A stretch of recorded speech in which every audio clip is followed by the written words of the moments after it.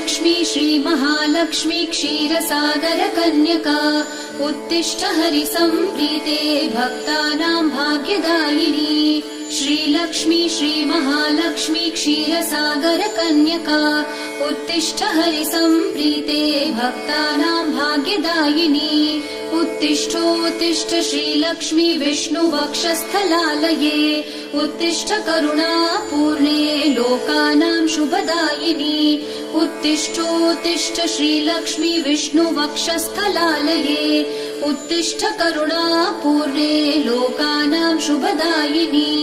श्रीपद्ममध्यवसिते वरपद्मनेत्रे श्रीपद्महस्तचिरपूजित पद्मपादे श्रीपद्मजातजननी शुभपद्मवक्त्रे श्रीलक्ष्मी भक्तवरदे तव सुप्रभातम्।